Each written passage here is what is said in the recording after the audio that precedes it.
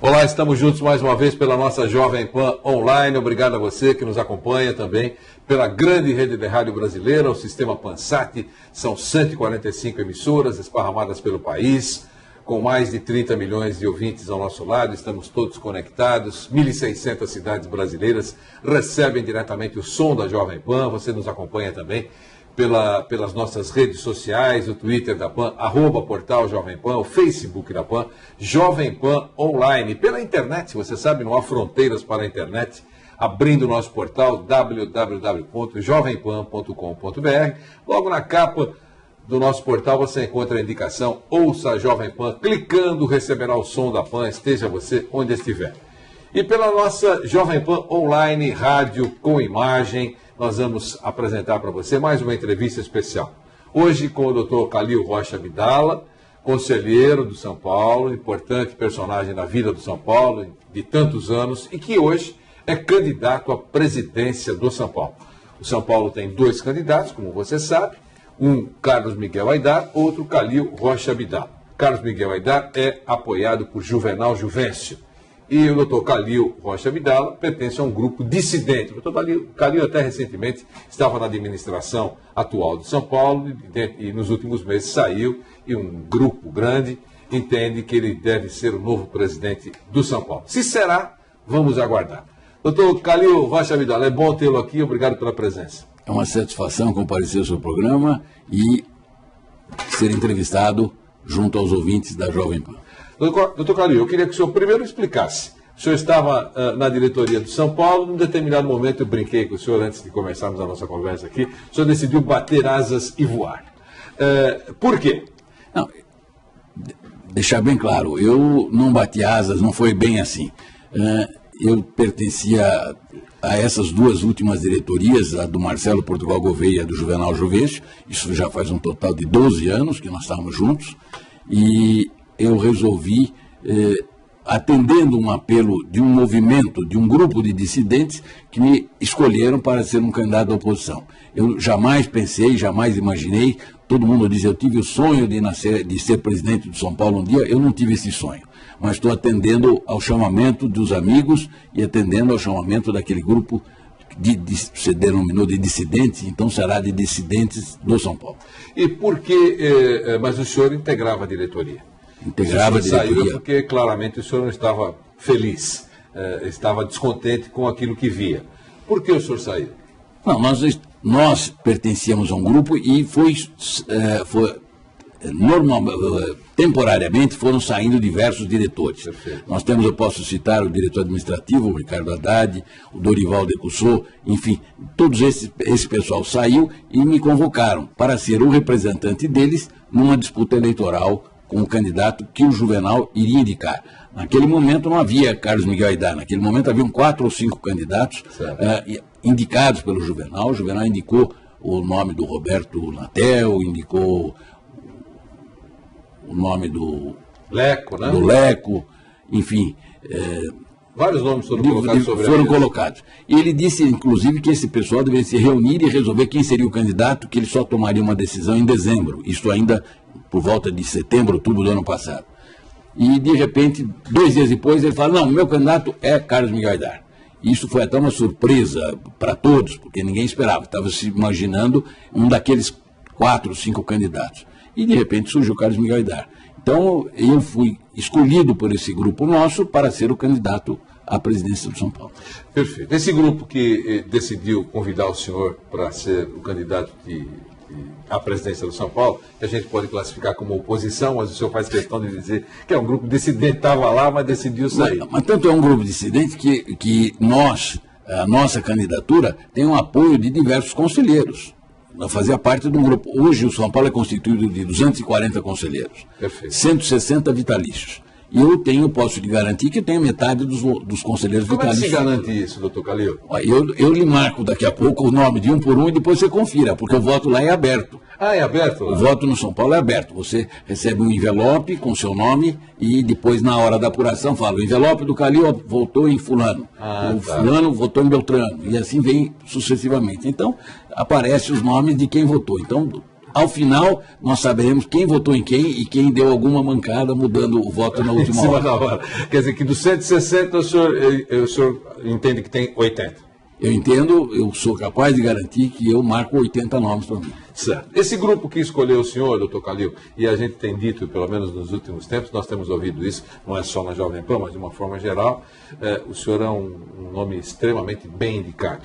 É um homem que todo mundo entende que é um respeitável candidato à presidência do São Paulo. Isso tudo vem em função da minha administração junto à Santa Casa de São Paulo. Faz 6 anos que eu sou provedor. Eu estou na Santa Casa já faz 30 anos, mas como provedor, eu sou o dirigente máximo da Santa Casa. E lá, neste período de 6 anos, foi uma série de obras, uma série de benefícios. Fizemos uma administração exemplar, isso eu posso garantir também, que foi exemplar dentro da Santa Casa, que fez com que todos gostassem do meu nome e indicassem o meu nome. Esse grupo dissidente estava descontente com o quê? Resumindo, os principais descontentamentos. Com a administração do Juvenal. Por quê? Porque ele não era transparente. Ele era o senhor dono de tudo. Ele é o coronel, como estou chamando, o general do Morumbi, e ele que decidia tudo. Como ele decidiu reformar o estatuto 2 anos atrás, 3 anos atrás, para modificar e criar o 3º mandato, ele agora também, ele fez a necessidade de fazer umas obras no Morumbi que ninguém é contra. Eu sou inteiramente favorável a fazer. Inclusive conheço muito bem a empresa que está sendo escolhida, Andrade Gutierrez, tenho ligações por causa de obras da Santa Casa, tenho ligações com Andrade, conheço muito bem Andrade e nós estamos inteiramente favoráveis àquelas obras. As obras inicialmente programadas, que seriam a cobertura do estádio e a arena para espetáculos, shows de artistas que seriam feitos nessa arena.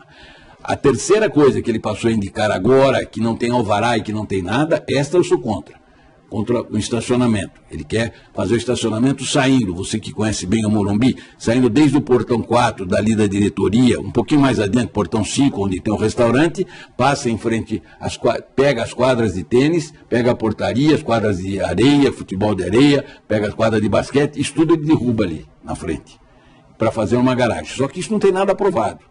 Não existe alvará, não tem planta disso, não tem nada.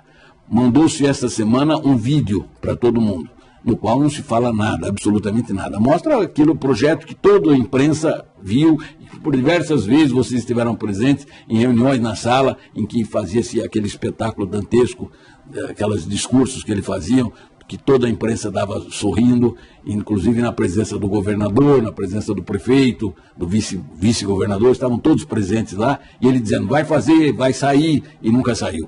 O Rui Otaki estava presente, ele mostrou isso por diversas vezes. Isso ele passou no vídeo agora. Isso não resolve o problema.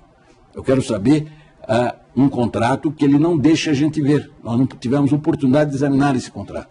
Esse contrato não foi examinado por ninguém do grupo dissidente ou do grupo de oposição, seja quem quer, só Mansur e Juvenal. Então, Juvenal é o senhor... E os demais conselheiros, aqueles que... Ninguém viu, não tem acesso ao contrato. Ele dá as explicações, ele leva o pessoal da Andrade Gutierrez, ele leva o pessoal do Pinheiro Neto, que é um dos escritórios, tem um outro escritório participando disso. Ele leva esse pessoal para dar explicações, mas o contrato não passa na mão de ninguém. É um contrato que tem, não 1000 páginas, como andaram dizendo, mas tem mais de 1000 cláusulas. E você não pode examinar um contrato, aprovar um contrato desse jeito. E isso, agora ele quer modificar o estatuto. Estava falando no estatuto, na alteração do estatuto anterior, ele quer modificar o estatuto agora porque ele não conseguiu atingir o quórum mínimo. O quórum mínimo para efeito de dar em garantia ao Morumbi seria de 175%. Isso representava naquela noite, na última reunião, 177, 176. Isso ele não conseguiu, tinha 130. Nós estávamos com uns 30, mais ou menos, ficamos do lado de fora. Então, daria, mesmo se a gente entrasse, daria 160, não atingiria o quórum necessário. Agora, isso tudo é um fato que ocorreu. Agora eu quero dizer, ele agora resolveu, eu sou o Deus, eu sou o general, eu não aceito o estatuto do jeito que está, eu vou modificar o estatuto para diminuir o quórum de 75% para 50%. Ora, ele quer fazer, é um casuísmo, quer fazer exatamente o que ele pretendia. E eu acho, nós nos posicionamos visceralmente contrários a essa modificação do estatuto e não vamos aceitar essa modificação do estatuto. Conseguirá fazer? Não sei. O que o senhor pensa?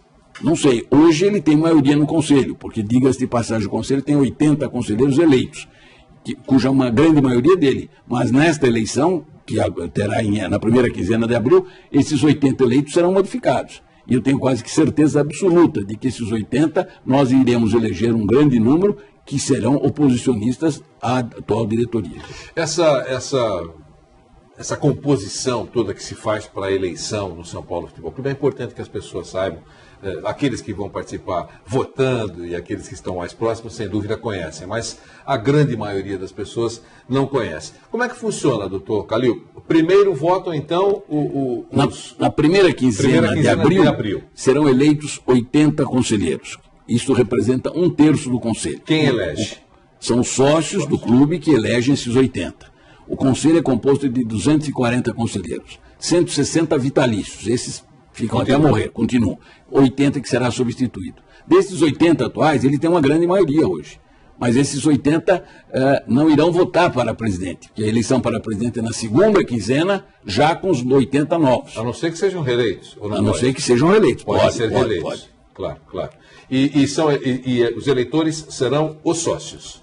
Os eleitores dos conselheiros, para os 80 conselheiros, são os sócios. Somado os 240, esses 240 que elegerão o presidente.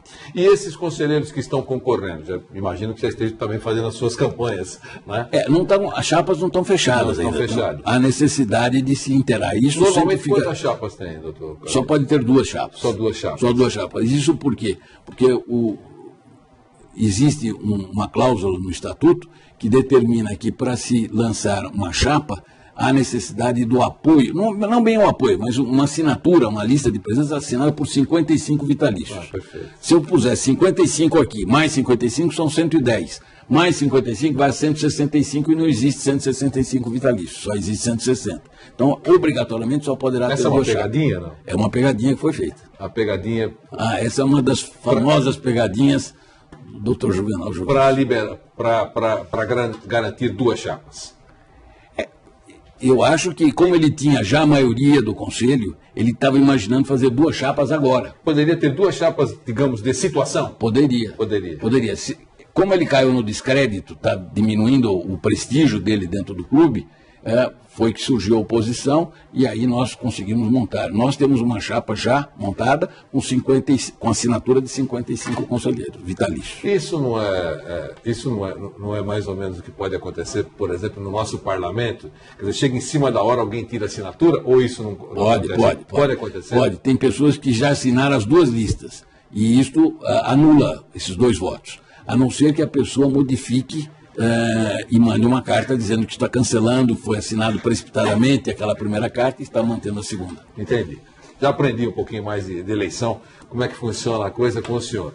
Uma outra coisa, então vamos falar um pouquinho de projetos. Contra o Morumbi, então, com relação a obras no Morumbi, a discordância é o estacionamento que o senhor tem? Nós só discordamos do estacionamento. Pois, primeiro que não existe. É isso. Não, primeiro... Com relação ao que você está perguntando ao estacionamento, nós não temos noção da planta, não tem planta, só sabemos do local. Não há alvará, não tem nada pronto para isto. Está se pedindo para fazer um financiamento, uma autorização para montar um fundo que vai captar dinheiro para fazer uma garagem que ninguém sabe. Não só a garagem, mas como as demais obras. Perfeito. E com relação ao resto, cobertura, tá? o que é... Não, com a cobertura é evidente que há uma necessidade de uma reforma. O problema é não ter visto o contrato. Ninguém viu o contrato, ele não permite ver o contrato. Ele apenas dá os esclarecimentos, procura dar os esclarecimentos através do pessoal que ele contratou. São os escritórios de advocacia que estão dando apoio a essa iniciativa e mais o pessoal do fundo que vai fazer a captação de numerário. Reforma administrativa, o que é que o senhor pensa se o senhor for o novo presidente de São Paulo? A primeira modificação que eu pretendo fazer seria uma alteração do estatuto, exatamente para prever que o meu mandato será reduzido de abril de 2014 até abril de 2017.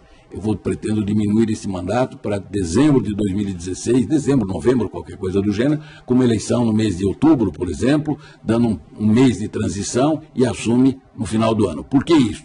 Porque, veja o horror que nós vamos enfrentar. Nós vamos começar uma gestão em abril com as portas fechadas. As janelas de contratação de jogadores não existirão. Eu vou ter que ficar com todos os jogadores que vieram de lá. Eu vou ter um orçamento já previsto, já preparado por ele. Então, eu prefiro que o próximo presidente assuma já com um orçamento organizado, preparado para o ano seguinte. O São Paulo tem uma gestão profissional, o senhor pretende introduzir isso, trocar nomes, o que é que o senhor pretende fazer? Não, vamos trocar, é evidente, eu vou usar os elementos da nossa equipe, o pessoal que está trabalhando conosco. Nós não temos nenhum nome programado, nós estamos mantendo um contato com diversas pessoas, vamos trazer profissionais e vamos manter o grande número de diretores, são os próprios dirigentes do São Paulo. Não os atuais, dirigentes ligados ao nosso grupo.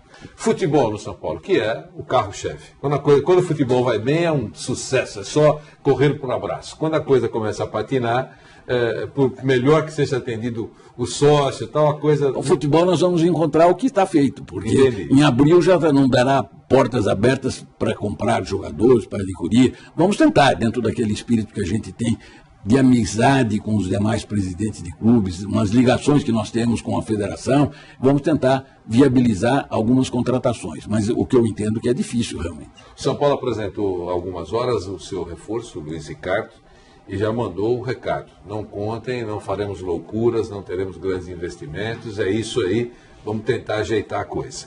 O que o senhor pensa? Eu não penso nada aqui, que eu tenho que aguardar e esperar e torcer para que o time embale. Porque eu não posso acreditar que jogadores que estavam jogando tão bem, de uma hora para outra, tenham diminuído a sua atividade. Então, nós sentimos o São Paulo fraco no final do ano e esperamos que o São Paulo, pelo menos com essa pré-temporada mínima de meia pré-temporada, que está se iniciando ontem, hoje, até o dia 18, porque no dia 19 já terá o primeiro jogo, e espero que esse período, acho curto, inclusive, mas que esse período possa propiciar uma melhoria nos atuais jogadores que lá estão. Doutor Calil, o São Paulo tem dinheiro em caixa? Não sei. É ruim dizer não sei, mas nós não temos noção do que está se passando dentro de São Paulo. Consta, por informações, que teria um passivo de 70 milhões, mas eu não posso afirmar que seguramente isso seja verdade. Isso a oposição ou o grupo dissidente pode perguntar, se perguntar não é atendido? Não, perguntar não ofende. Podemos perguntar sim, vamos tentar, mas não recebo as informações necessárias. É complicado isso, né? É complicado, mas... Porque embora o senhor eu já tenho mandado o pessoal ligado à nossa parte de tesouraria, de finanças, examinar o balancete e tentar verificar. Mas nunca é exibido na integralidade o que tem lá dentro. CT, que é anunciado como a joia da coroa. O CT lá de Cotia. O que o senhor pretende fazer? Pretendemos intensificar o trabalho dentro do CT. Vamos cuidar de colocar algum técnico de nomeada, não tem nome escolhido, não tem nada, mas vamos escolher alguém. O diretor de futebol nosso é que irá promover todo esse trabalho lá. Fica ligado ao departamento de futebol. O futebol de São Paulo será cuidado, no caso da sua gestão, pelo doutor Marco Aurélio Cunha? Pode vir a ser, porque eu tenho dito sempre, constantemente, de que não existe nenhum cargo nomeado, nenhum cargo negociado. Marco Aurélio foi um excelente diretor, Marco Aurélio tem capacidade para isso, e eu acho que ele tem plenas condições de ser, mas não estou afirmando que será o diretor de futebol. Entendi. Uma outra coisa, doutor Calil, com relação ao São Paulo, o grande problema e o grande espinho é a maneira como o presidente Juvenal administra o São Paulo. Quer dizer, não delega, é essa a grande reclamação, o grande inconformismo, ou não é nessa linha? Ele não delega poderes a ninguém, é ele que resolve, ele é o rei, ele é o general, ele é o coronel, ele é que determina, ele é que manda dentro do São Paulo. Ele contrata um assessor para fazer isso, deixando os demais diretores de lado, ele contrata uma pessoa para cuidar de uma outra coisa e por conta dele, ele que faz, ele que determina, nenhum diretor tem direito a nada. Tanto que as reuniões de diretoria, nesse último ano, eu não me lembro de ter tido nenhuma reunião de diretoria, ficou mais de um ano sem ter reunião de diretoria. E mesmo assim ele tem força política? Ele tem, é um mito, ele marcou, ele foi um grande presidente, indiscutivelmente, e ele conseguiu, com isso, marcar sua personalidade, seu gênero, e ele ficou uma grande marca. E de lá para cá, ele esqueceu que o tempo passa. Ele fez reforma no estatuto, exatamente para poder permanecer um terceiro mandato, que isso é o que desagradou a todos. E ele, com isso, conseguiu angariar antipatia geral dentro do clube. Mas para fazer qualquer tipo de modificação, por mais, entre aspas, absurda que seja, é preciso ter votos. Mas algum tempo atrás, se ele fizesse uma reunião para aprovar isso que foi feito agora, semana passada, na tentativa de aprovar, aprovar o financiamento que ele pretendia fazer, ele aprovaria. Isso eu não tenho a menor dúvida. Claro que são outras épocas, tá? Claro. Se fosse antes, ele teria conseguido. No dia de hoje, ele não consegue mais. Os tropeços do futebol é que fazem com que se perca prestígio? Provavelmente é o tropeço no futebol. É assim que funciona? Né? Funciona, claro. E no clube? Como é que funciona o clube? O clube, o senhor faz restrições? Está sendo bem tratado? Os sócios estão felizes? Não, o clube está muito bem tratado, foi muito bem feito, está tudo organizado, só que os sócios não estão mais felizes. Cansou. Em todo lugar tem que haver a necessidade da modificação. E lá não se modificou mais nada. Ele mantém aquilo do jeito que ele queria e ficou do mesmo jeito. O clube está uma beleza. Não existe...